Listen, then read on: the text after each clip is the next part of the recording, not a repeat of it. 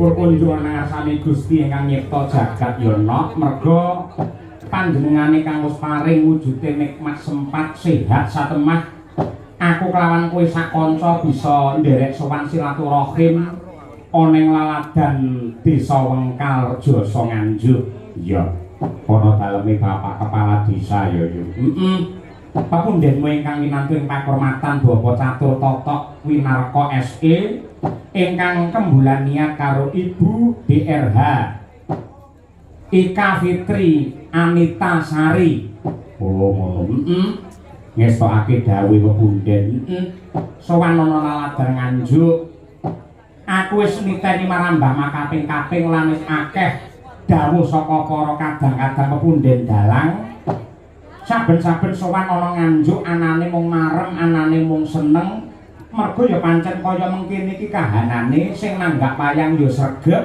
sing mirsani wayang ya mempeng parandene sing bakul ya nganti pirang-pirang kilo kaya mengkono ya sangat eksis ya Mak wayang ana laladan kota angin Nganjuk kene ing atase papane jane ya ora jembar parandine sing kepareng rawuh ndludak nganti semono akehe nganti semono dawane. Iya.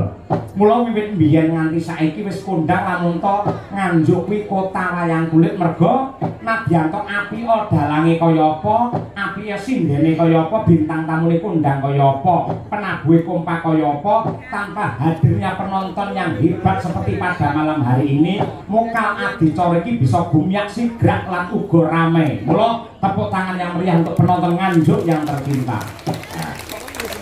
Ngono ya, Pak. Kaya mengkono kuwi. Iya.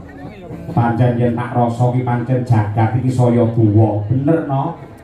Kahanane saya panas, saya sumuk, kahanane saya ribet, perkara sepele dadi gawe, kriwikan dadi grojokan, wong guyon dadi tenanan. Bener. Mula kahanan yang serba tidak menentu. Kaya mengkene iki awake dhewe gondelane ya mung loro. Apa? Siji agama, angka loro ya kuwi budaya. Ngono ya.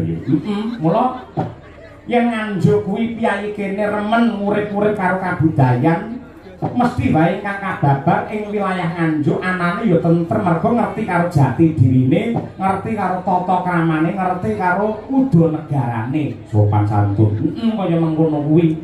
Mula yo nadyan kaya apa lan kepiye nembe-nembe wae iki ana informasi sing ora kepenak mungguing pangrungu sing andadekake jagat iki saya dedrek ning awake dhewe ya kudu wicaksana anggene nyikapi karo kahanan sing kaya mengkene. Iya. Yen jaman anyar-anyare apa media sosial mbok menawa sing dihujat mung para pejabat, sing dihujat mung para seniman. Seniman iki didu karo kae. Iya, ngono kuwi. Kaya wingi kae nang Kedung Amba kae. Iya, Tanjung Anom.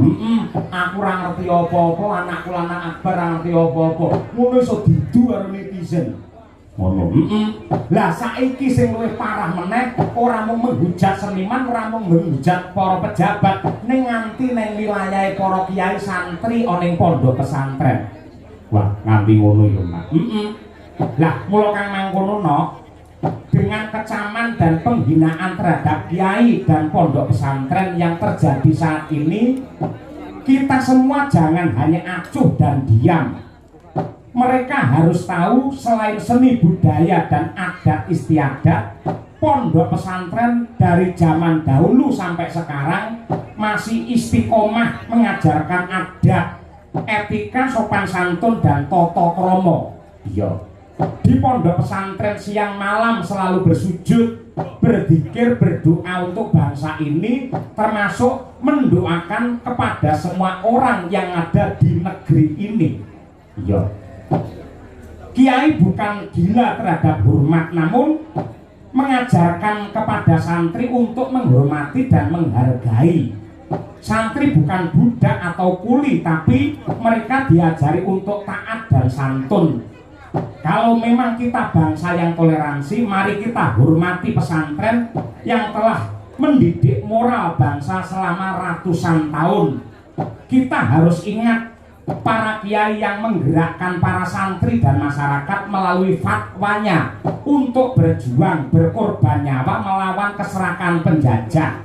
Kalau ada manusia yang menghina kiai, santri, dan pondok pesantren, berarti sama juga menghina sejarah panjang spiritual bangsa Indonesia ini.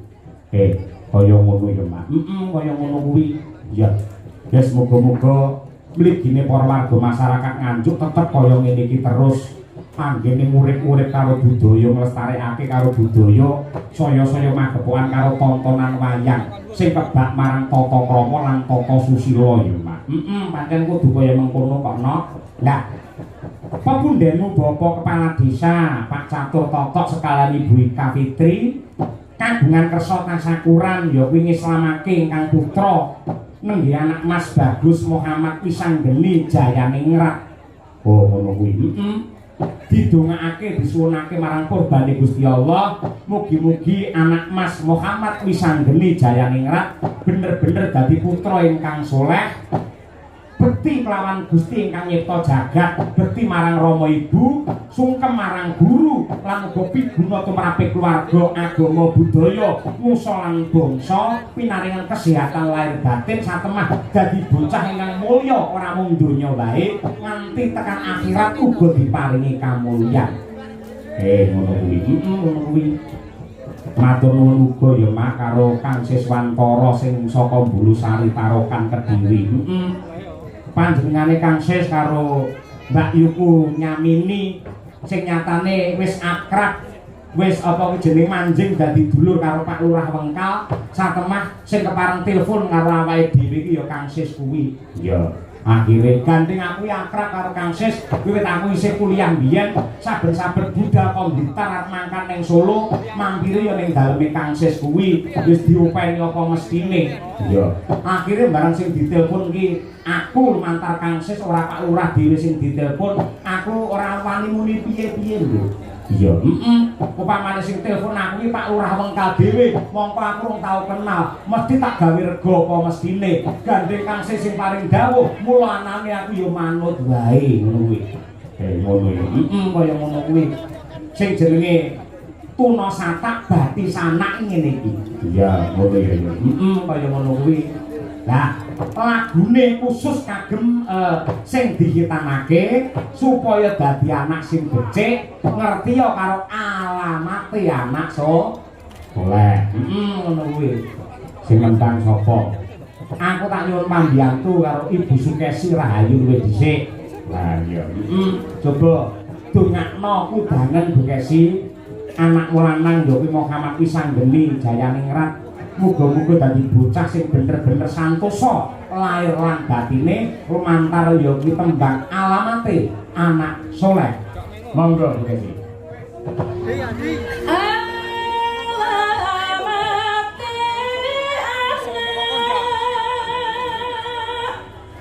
So